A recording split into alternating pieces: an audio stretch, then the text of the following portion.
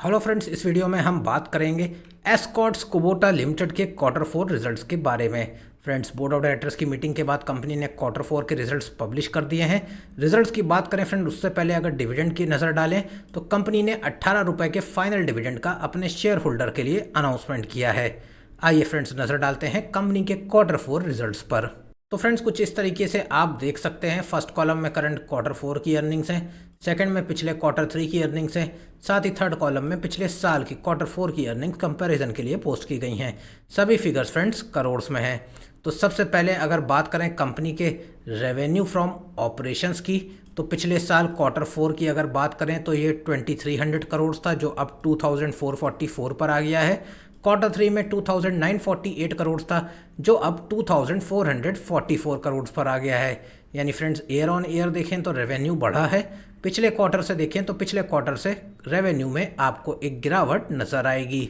साथ ही फ्रेंड्स, बात करें कंपनी की टोटल इनकम की, तो टोटल इनकम पर अगर नज़र डालें तो पिछले साल क्वार्टर 4 में ये 2406 करोड़ थी, जो अब बढ़ के 2577 पर आ गई है ईयरली बेसिस पे। पिछले क्वार्टर 4 में 3 में 3057 करोड़ थी, जो अब घट के 2577 पर आ गई है। यानी फ्रेंड्स, ईयरली बेसिस पे देखेंगे तो कंपनी की टोटल इनकम बढ़ी है।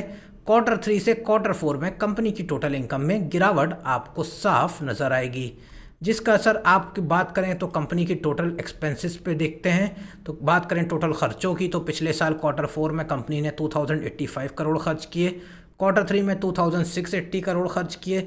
वहीं अब करंट क्वार्टर में जब पिछले क्वार्टर से कंपनी की इनकम कम हुई है तो खर्चे भी कम होकर 2224 करोड़ पर आ गए हैं।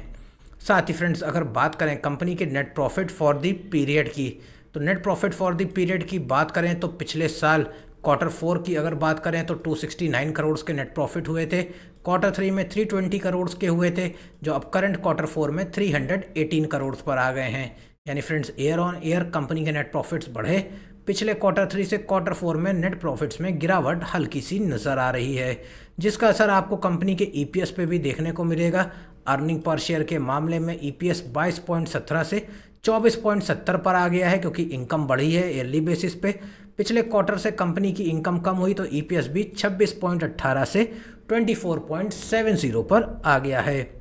तो फ्रेंड्स, ये हैं आपके सामने एस्कॉर्ट्स कुबोटा के क्वार्टर 4 के रिजल्ट्स, जहां पर कंपनी की इनकम और रेवेन्यू ईयरली बेसिस पे बढ़ी है, पिछले क्वार्टर 3 से घटी है। बात करें कंपनी के नेट प्रॉफिट्स की, तो ईयरली बेसिस पे बढ़े हैं, पिछले क्वार्टर से घटे हैं। तो फ्रेंड्स, आपके पास एस्कॉर्ट्स कुबोटा के कितने शेयर हैं, कमेंट बॉक्स में ज़रूर बताएं।